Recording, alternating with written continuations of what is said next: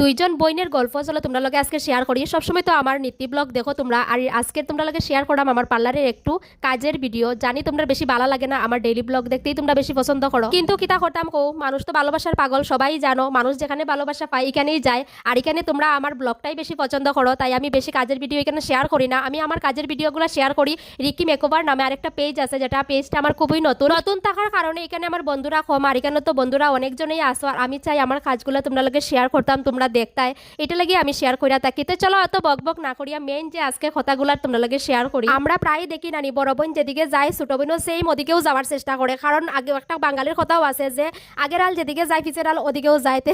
এটা হচ্ছে আমার মানে কিছুটা রিলেটেড করলাম, এটা লাগিয়েই যে তারা দুজন হচ্ছে গিয়া বোন, তারা দুজনেই মানে একটু টিন এজ, মানে ছোটজন তো অনেকটাই টিন এজ কইতে গেলে, আর তাই মানে বড়জন একটু বড় আছে। তো তারা দুজন আসলে বুড়ি প্লাক করা, তারপরে প্লাক করিয়া বড়জনে কইছেন যে আমি একটু ফেসিয়াল করতাম, আসলাম কিরকম কিতা রেঞ্জ। তো আমি সবটাই শেয়ার করলাম, শুনিয়া তো তাই খুবই আগ্রহী করার লাগিয়া, আর করছেও। এরপরে ছোটজনও কইরা আমিও করবো।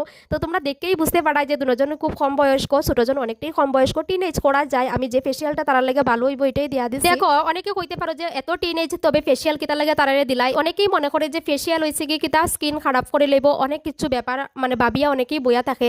কিন্তু ফেসিয়াল হয়েছে এমন একটা জিনিস, সেটা হচ্ছে গিয়ে স্কিন কেয়ার। স্কিন কেয়ারটা করা আমরা খুবই দরকার। যতই এই জৈব তা তো অনেকটাই প্রবলেম আমরা স্কিনের মধ্যে আয়া পরে। টিনেজে এতটা প্রবলেম আয় না, তবে মাঝে মধ্যে দেখা যায় পিম্পলসের প্রবলেমে তারা ভুগে। টিনেজে তো পিম্পল তো দেখা যাইব, এটা তো একটা ন্যাচারাল বিষয়। তবে পিম্পলসটারে যাতে কন্ট্রোলে রাখা যায় এটা লাগেই আমরা স্কিনটারে কেয়ার করিয়া দেই। এটা অনেকেই আছে তারা তো স্টুডেন্ট লাইফে এত ব্যস্ততার সময়ে তারা তো পারেই না, তারা স্কিন কেয়ার করতে বা সময়ও করিয়া উঠতে পারে না।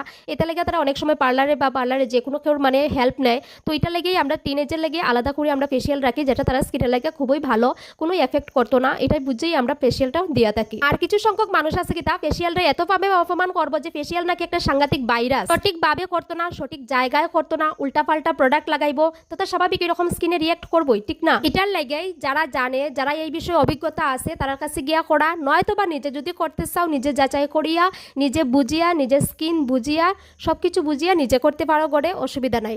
আর এর থেকেও বেশি ভালো হইব গড়ে যদি একদম ঘরোয়া যে বিষয়গুলো আছে স্কিনের লাগিয়া এইগুলো তোমরা ইউজ করতে পারো। ঘরোয়া পদ্ধতিতে তোমরা কিভাবে স্কিন কেয়ার করবা এটা লাগে আমি চেষ্টা রাখবো ভিডিও আনার। আরেকটা কথা সবাইরে কইয়া দিতেছি, যেহেতু এখন গরম, রোদ্রের তাপ খুব বেশি পরিমাণে বাড়বো, আর এই বৃষ্টির পরে এখন তো প্রচন্ড পরিমাণে গরম বাড়বো। তো তোমরা অবশ্যই স্কিন কেয়ারের এক নম্বরের লিস্টে রাখবাই সানস্ক্রিন লাগাইয়াই তোমরা বাইরে যাইবাই, নয়তো কিন্তু স্কিন জইলা জায়গা। অবশ্যই এটা সবাই জানো, স্কিনের ট্যান ফরিয়া কিন্তু নাজেহাল অবস্থা হয়। তো সবাই কিন্তু তোমরা সানস্ক্রিনটা ইউজ করার চেষ্টা রাখবা। আর যদি তোমরা দিনের বেলা স্কিন কেয়ার করার সময় পাও না, কারণ অনেক সময় অনেকের অনেক কাজ থাকে, অনেক ব্যস্ততার লাইফ সবাই, তো যদি দিনের বেলা সময় পাও না তোমরা রাত্রেবেলা অবশ্যই স্কিন কেয়ার করিও। দেখো